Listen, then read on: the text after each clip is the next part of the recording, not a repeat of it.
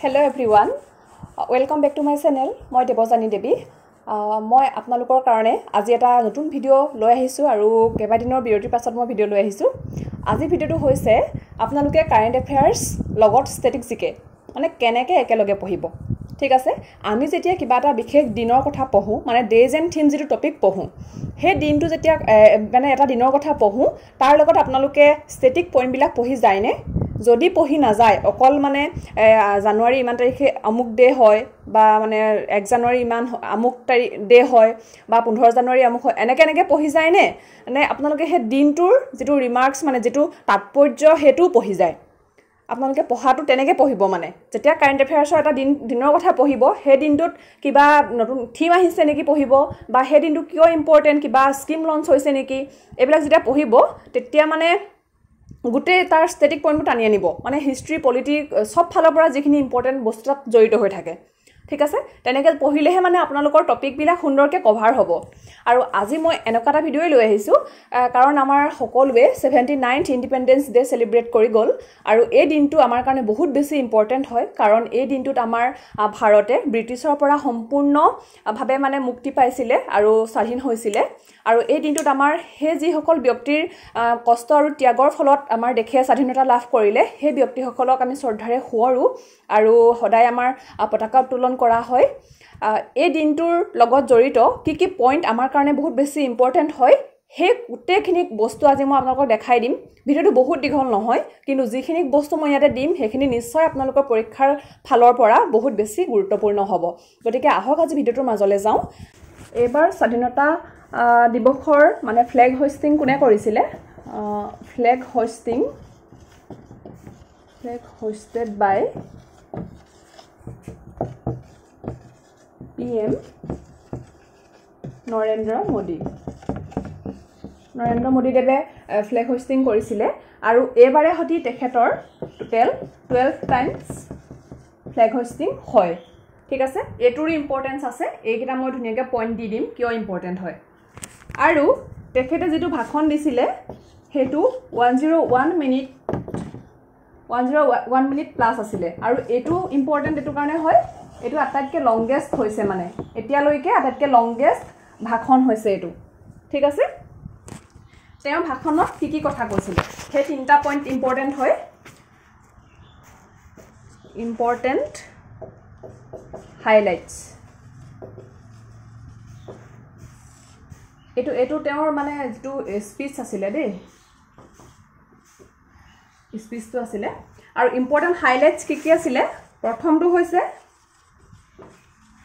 launch কৰিছিলে সুদৰ্শন চক্ৰ mission ঠিক আছে আৰু 2 নম্বৰটো হৈছে তেওঁ এনাউন্স কৰিছিলে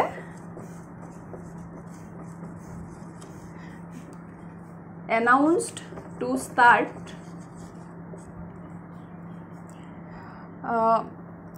high power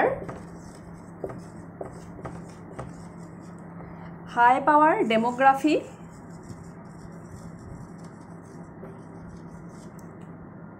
mission in border areas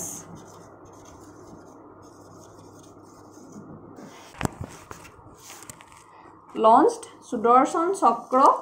mission ঠিক আছে আছিলে announced to start high power demography mission in border areas ঠিক আছে border areas বিলাকক লৈ পিনি যেহেতু বহুত ইস্যু চলি আছে এবাৰটো আমাৰ পাকিস্তান আৰু ভাৰতৰ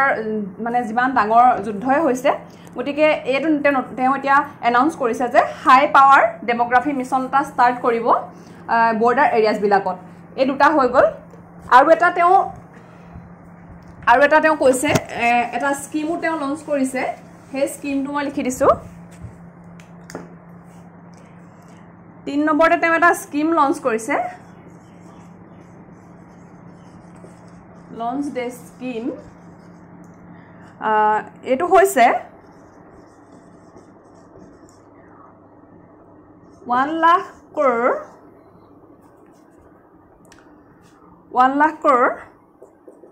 প্ৰধানমন্ত্ৰী 1 লাখ crore প্ৰধানমন্ত্ৰী বিকশিত ভাৰত যোজনা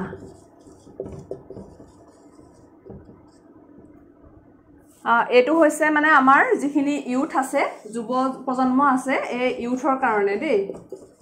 এই ইউথসকলৰ কাৰণে প্ৰধানমন্ত্ৰী বিকশিত ভাৰত যোজনা এই যোজনাখন লঞ্চ কৰিছে এটো ইম্পৰ্টেন্ট এটো কাৰণে হ'ব কাৰণ এটো ইন্ডিপেন্ডেন্স ডেৰ যেটো তেওঁৰ ভাষণ আছিল সেই ভাষণটোৰ জৰিয়তে এটো স্কিমটো লঞ্চ কৰিছে ঠিক আছে এটো এমাউন্টটো ইম্পৰ্টেন্ট 1 লাখ কৰোৰ কিমান টকা ইনভেস্ট কৰিব 1 লাখ কৰোৰ এই তিনটা পইণ্ট ইম্পৰ্টেন্ট তেওঁ ভাষণটোত আছিল ঠিক আছে এতিয়া মই এটা ষ্টেটিক পইণ্ট ইয়াত কৈ যাম ষ্টেটিক পইণ্ট এটা কৈ যাম ইয়াৰ লগত জড়িত হেতু হৈছে আমাৰ যেতিয়া ইন্ডিপেন্ডেন্স ডে হয় ইন্ডিপেন্ডেন্স ডে যেতিয়া হয় ঠিক আছে তাত আমাৰ সেন্ট্ৰেলত মানে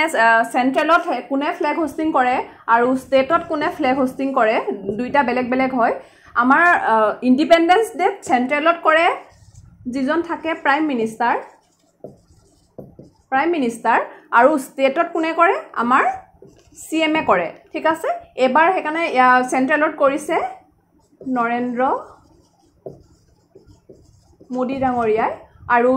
ষ্টেটত কৰিছে doctor Himanta Biswa শৰ্মাদেৱে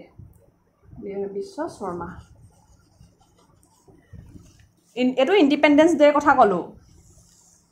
independence day central আৰু ষ্টেট সেন্ট্ৰেলত প্ৰাইম মিনিষ্টাৰে কৰিব ষ্টেটত সিএমএ কৰিব আৰু কোড কৰিব independence day flag hoisting code হয় এটো গম পাইনে এটো হ'ব ৰেড ফৰ্টত এটো red fort new Delhi independence day কথা হেখিনি কলো ইয়াৰ পাছত আহিব আপোনালোকৰ যেটো ৰিপাব্লিক ডে হয় ৰিপাব্লিক ডে তো তেনেকে সেন্ট্ৰেল আৰু ষ্টেটৰ বেলেগ বেলেগ হয় যেটো সেন্ট্ৰেলত আমাৰ কৰিব প্ৰেসিডেন্টে এটো মই কি কথা কৈ আছো যেটো হোস্টিং হয় ফ্ল্যাগ হোস্টিংৰ কথা কৈ আছো দেই সেন্ট্ৰেলত কৰিব প্ৰেসিডেন্টে আৰু ষ্টেটত কৰিব গভৰ্ণৰ অফ দা ষ্টেট গভৰ্ণৰে কৰিব ঠিক আছে সেন্ট্ৰেলত প্ৰেসিডেন্টে কোড কৰিব জানেনে প্লেসটো লিখি থব কৰ্তব্য পথ এটো নিউ দিল্লী ইন্ডিপেন্ডেন্স ডে এটো কলো ৰিপাব্লিক ডে কৈ দিছো সেন্ট্ৰেল আৰু ষ্টেটৰ কোনে কোনে কৰে বেলেগ বেলেগ হয় এবিলাক ষ্টেটিক জিকে মানে এই দিনটোৰ লগত জড়িত তাৰ পিছত এটা ইম্পৰ্টেন্ট কোৱেশ্চন আছে কোনে কিমান বাৰ এতিয়ালৈকে মানে 1 2 3 কোনে কিমান বাৰ এতিয়ালৈকে ফ্ল্যাগ হোস্টিং কৰিছে আটাইতকৈ হাইয়েষ্ট কোনে কৰিছে 17 টাইমছ ফ্ল্যাগ হোস্টিং কৰিছে মানে ইন্ডিপেন্ডেন্স ডেট তেখেত আছে হৈছে জৱাহৰলাল নেহৰু সেকেন্ড হৈছে 16 টাইমছ কৰিছে তেওঁ হৈছে ইন্দিৰা গান্ধী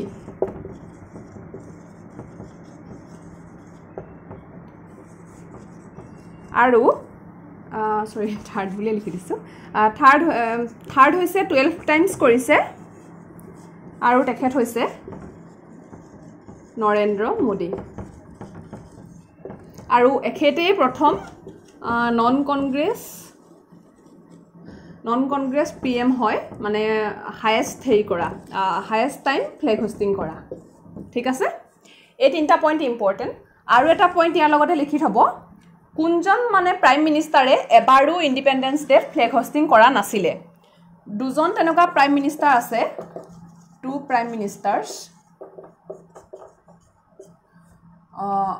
who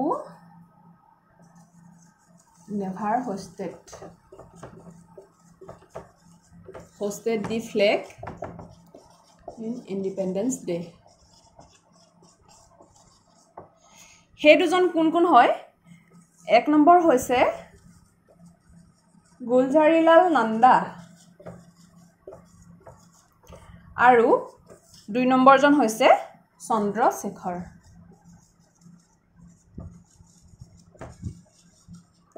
স্ক্ৰিনশ্বট লৈ ল'ব নহলে লিখি ল'ব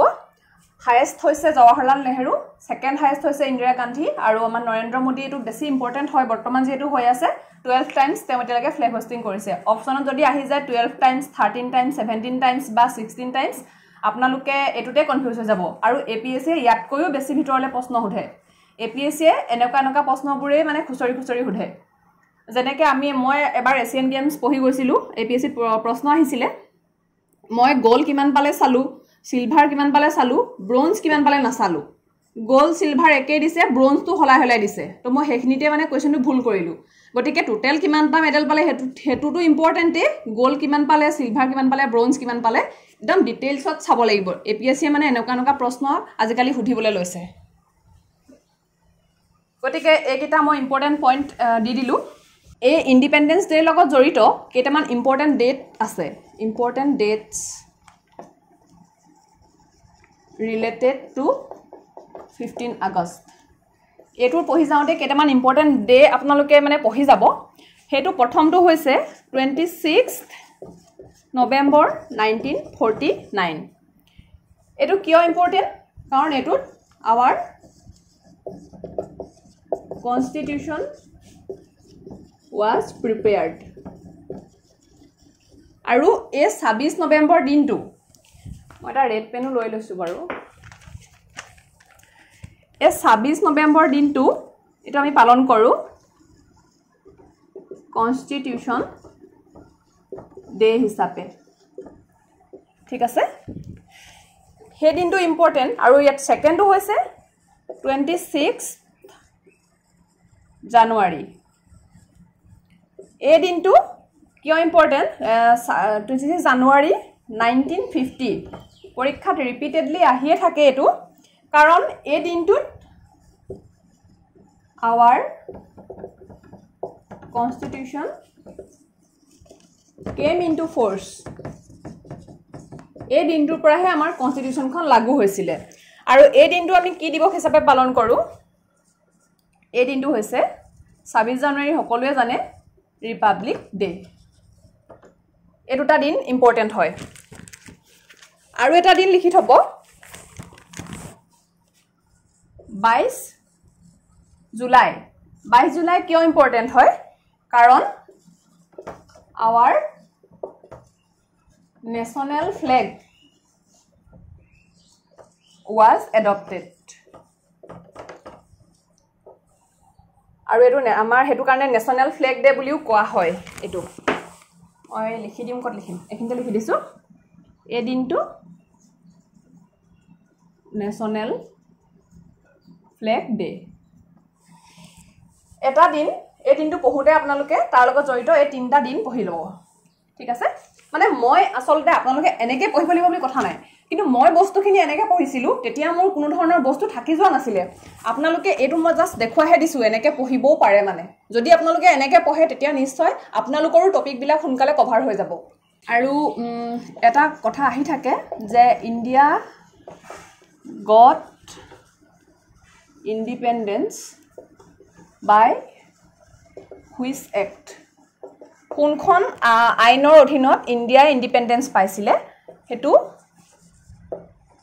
ইন্ডিয়ান ইন্ডিপেন্ডেন্স এক্ট 19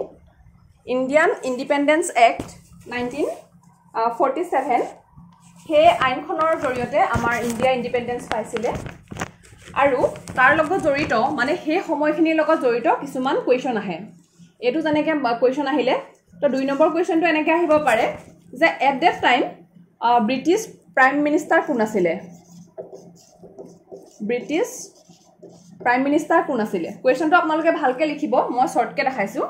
আৰু হে সময়ত ব্ৰিটিছ প্ৰাইম মিনিষ্টাৰ আছিলে ক্লিমেন্ট এটলি ঠিক আছে আৰু হে সময়ত ভাইসৰয় কোন আছিলে ভাইসৰয় আছিলে লৰ্ড মাউণ্টবেটেন এনেকে পঢ়িব হে মানে দিনটোৰ লগত কি কি প্ৰশ্ন আহিব পাৰে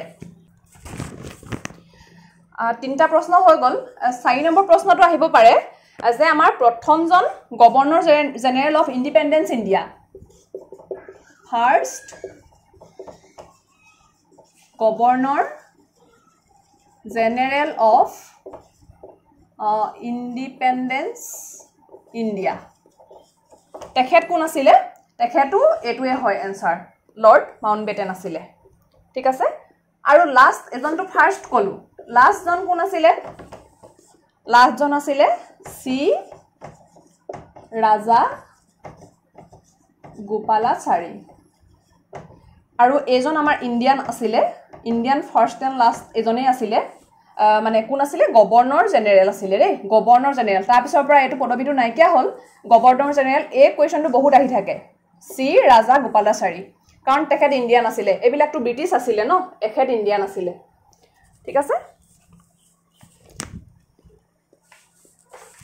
এনেকুৱা ধৰণৰ প্ৰশ্ন আহিব পাৰে মানে পৰীক্ষাত আহিয়ে থাকে বাৰু ভালকে লিখি ল'ব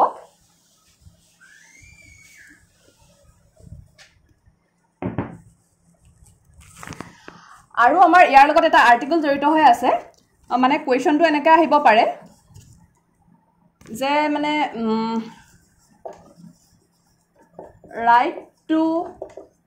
hoist the flag এইটো মানে under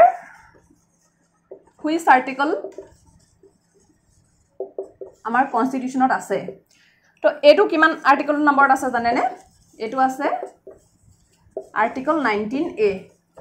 আমাৰ ফান্ডামেন্টাল ৰাইট খিনি যেতিয়া পঢ়িব এটো ফান্ডামেন্টাল ৰাইটত পৰে ফান্ডামেন্টাল ৰাইট যেতিয়া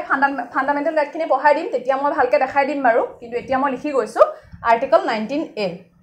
at the time of India independent হেতু সময়ত আইএনসিৰ প্ৰেসিডেন্ট কোন আছিলে INC president at the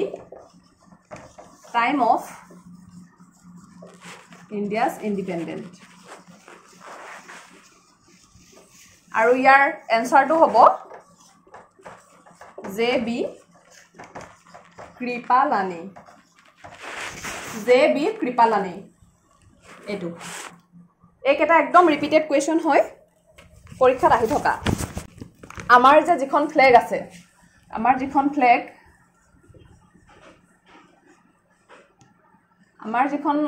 flag আছে আমাৰ এই ফ্লেগখন ডিজাইন কোনে কৰিছিলে ডিজাইন কোনে কৰিছিলে পিংগালি ভেংকায়া বহুতে জানে তথাপিতো মই এটো ইম্পৰ্টেন্ট কাৰণে এই টপিকটোৰ লগত লিখি গৈছো ডিজাইন কৰিছিলে আৰু L/B মানে লেংথ ইজ টু ব্ৰেথ কিমান হয় পৰীক্ষাত আহি থাকে 3:2 কাৰণ এটো যদি আপোনাক এনেকে 2:3 দি দিয়ে হেতু ভুল হ'ব পাৰে ঠিক আছে আমি বিভিন্ন ধৰণে দিব পাৰে অপচন তো এটো হয় আৰু ইয়াৰ কালাৰ কেটা কথা আহে আপোনালোকে এনেকে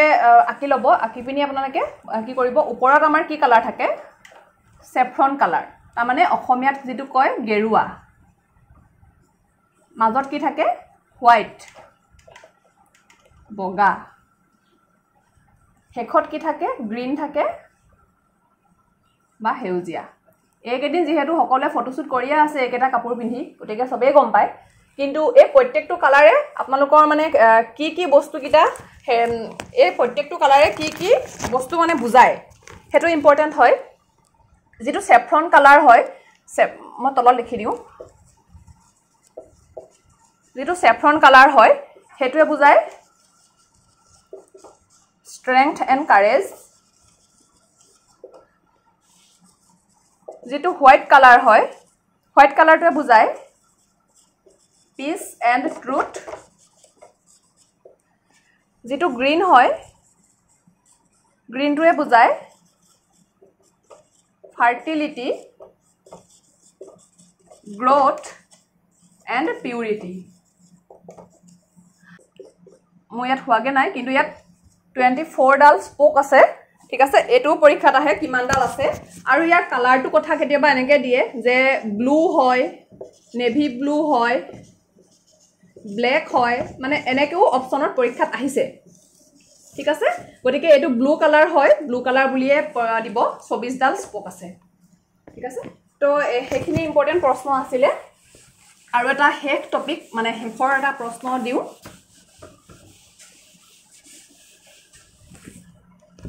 হেতু হৈছে আমাৰ জিটু নেশনেল এন্থেম জাতীয় সংগীত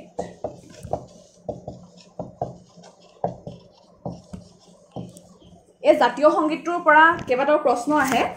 প্ৰথম কথা এটো কোনে লিখা হয় হেতুটো জানে ৰবীন্দ্ৰনাথ ঠাকুৰ বা ইংলিছত টেগৰ বুলি কয় ৰবীন্দ্ৰনাথ টেগৰ দ্বিতীয়তে এটো প্ৰথম কোট মানে গাইছিলে তো এটো প্ৰথম first sang at the Kolkata session এটো কলকাতা সেশন মানে কি জানেনে আইএনসি যিবিলাক সেশন হৈ থাকে সেশন 1911 ত 26 জানুৱাৰীত গাইছিলে প্ৰথম গাইছিলে আৰু আমাৰ এডপ্ট কেতিয়া কৰা হৈছিল adopted as national anthem হয় সং কিছু national anthem on 24 January 1950 ঠিক আছে বুজি পাইছানে এটা এটা টপিক পঢ়ুতে কেনেকৈ পঢ়িব লাগে আমাৰ ন্যাশনাল এন্থেম বুলি যেতিয়া আপোনালোকে পঢ়িলে ন্যাশনাল এন্থেম পঢ়িছে তাৰ লগত হেতু মানে ৰাইটাৰ কোন হয় ন্যাশনাল এন্থেমটো ৰাইটাৰ কোন হয় ঠিক আছে এটো প্ৰথম কোনে কোট গাইছিলে ফাৰ্স্ট sang তাৰ পাছত এটো এডপ্ট কেতিয়া কৰিছিলে adopt as national anthem এনেকা পইণ্টবিলাক কভাৰ কৰি যাব তো আজিলে ভিডিওটো ইমানেই হয় আশা কৰো ভিডিওটো আপোনালোকে ভাল পাইছে মানে কেনেকৈ এটা কাৰেন্ট এফেয়াৰ্সৰ টপিকৰ লগত ষ্টেটিক জিকে জড়িত হৈ থাকে আৰু কেনেকৈ আসলতে পঢ়িব লাগে পঢ়াৰ মানে তৰিকাটো কেনেকুৱা হ'ব লাগে সেই বস্তুটো আজি মই দেখুৱাই দিছিলো বিভিন্ন অসুবিধা হৈ আছে মানে মাইকৰ ইছ্যু কিবা কিবি এটো ৰেকৰ্ডিং অন কৰি এনেকৈ কথা ক'ব লগিয়া হৈছে সেইকাৰণে আসলে মোবাইলটো লৈ লৈছো যথেষ্ট গৰমো পৰিছে উপায় নাই ক্লাছ দিব পৰা নাছিলো এই অকমান বোৰ্ডখনৰ কাৰণে প্ৰবলেম হৈ আছিল কাৰণে বোৰ্ডখন লগালো আৰু জেগাটো অকমান ঠিক ঠাক কৰি এইটো তেনেকৈ ৰেকৰ্ডিং অন কৰি কথা কেইটা কৈ আছো ঠিক আছে আশা কৰো মানে যিখিনি কৰি আছো আপোনালোকৰ কাৰণে আপোনালোকে হয়তো মানে ভাল পাইছে আৰু মোক এনেকৈ আপোনালোকে সাপোৰ্ট কৰি যাব তেতিয়া ময়ো উৎসাহ পাম যাতে আপোনালোকৰ কাৰণে কিবা মানে বহুত ইম্পৰ্টেন্ট কিবা এটা লৈ আহিব পাৰো আৰু বাদে বস্তুখিনি যাতে মই আধাখনিয়া কৰিব লগা নহয় আপোনালোকৰ সাপোৰ্ট পালেহে আপোনালোকৰ পঢ়াৰ প্ৰতি হে আগ্ৰহখিনি দেখিলেহে বা মোৰ পৰা কিবা শিকিব পাৰিছো বুলি গম পালেহে মই এইখিনি বস্তু কন্টিনিউ কৰিব পাৰিম যদি আপোনালোকৰে কোনো লাভ নহয় তেতিয়াহলে মইতো এইখিনি এনে ভিডিও দি লাভ নাই ন ইউটিউবত গতিকে এইখিনি মই কৰিবলৈ আগবাঢ়িছো যেতিয়া আপোনালোকেও ভালকে পঢ়ক যদি কিবা অসুবিধা পায় মইতো দি দিছো টেলিগ্ৰামটো ধুনীয়া খুলি দিছো আপোনালোকে মোক ইনবক্স মানে মেছেজ কৰিব পাৰে আৰু কমেন্টটো সদায় খোলা থাকে আৰু এটা কথা মই কৈ দিও মোৰ কেতিয়াবা ভিডিওত কি হয় দুটা এটা ভুলও থাকে মানে ভুলও হয় কিয় ভুল হয় বস্তুখিনি মই মোৰ নোটৰ পৰাহে পঢ়াই আছো তাৰ মানে মই নোটটো বনাওতে কেতিয়াবা কিবা কিবি ডাটা ভুলকেও সোমাই আছে মানে মই বিভিন্ন সোৰ্সৰ পৰা লোৱা হয় তো তাতো কেতিয়াবা কিতাপতো কিছুমান বস্তু ইখন কিতাপৰ লগত ইখন কিতাপ নিমিলে ঠিক আছে হেনেকে পঢ়োতে কেতিয়াবা মোৰো ভুল থাকে কৰবাত আৰু যেতিয়া মানে বিজ্ঞজনে চাই মানে ভালকে চাই মোক যেতিয়া পজিটিভলি কথাটো কয় যে এইখিনি আপোনাৰ ভুল হৈছে আপুনি শুধৰাই দিয়ক তো হেখিনি মই কি কৰো তেতিয়া মোৰ যদি কিবা ভুল থাকে নহয় মই কমেন্টটো মানে লিখি পিনি শুধৰাই পিন কৰি দিও আৰু আপোনালোকে সদায় চাব ভিডিওটো তলত যে কিবা পিন কমেন্ট আছে নেকি কাৰণ তাতে কিবা যদি ভুল থাকে হৰুহুৰা ভুলবিলাক মই লিখি দিও ঠিক আছে আৰু মোক যিসকলে তেনেকৈ শুধৰাই দিছে মই বহুত বেছি তেওঁলোকক ধন্যবাদ দিছো কাৰণ ময়ো মানে কোনো হেৰি মানে এনেকুৱা নহয় ন ৰিসাৰ্চ কৰি এটা একদম সাবজেক্টত পিএইচডি কৰি অহা মানে পুৰা ভালকে জানো প্ৰত্যেকটো বস্তু এনেকুৱা নহয় এটা কম্পিটিটিভ এক্সাম দিবলৈ যিখিনি জানিব লাগে যিখিনি পঢ়িব লাগে মানে মই মাস্টাৰ অফ অল সাবজেক্ট মানে একদম মাস্টাৰ ডিগ্ৰী কৰি অহা নহয় মানে ঠিক আছে মই মানে সেই গোটেইখিনি বস্তু পঢ়িছোহে পৰীক্ষাটো দিবলৈ গতিকে মোৰো ইয়াত ভুল হ'ব পাৰে হয়নে নহয় আৰু ভুলখিনি শুধৰাই দিয়াৰ কাৰণে বহুত বেছি ধন্যবাদ আগলে মই মানে আৰু ভালকে মানে চেক কৰি মেলি দিবলৈ চেষ্টা কৰিম যাতে কোনো ভুল তথ্য না যায় কাৰণ ইমানখিনি মানুহে মৰম দিছে আদৰি লৈছে গতিকে মোৰ দায়িত্ব হয় মানে শুদ্ধ তথ্যখিনি আগবঢ়োৱা গতিকে আগলৈ মই সদায় মানে ভালকৈ এইখিনি দিবলৈ চেষ্টা কৰিম যদি তাতো ভুল হৈ যায় মোক প্লিজ শুধৰাই দিব আৰু আজিলৈ ভিডিঅ'টো ইমানেই চেনেল যদি মানে ভাল লাগিছে ভিডিঅ'বোৰ তেতিয়াহ'লে ছাবস্ক্ৰাইব কৰি ল'ব থেংক ইউ ফৰ ৱাচিং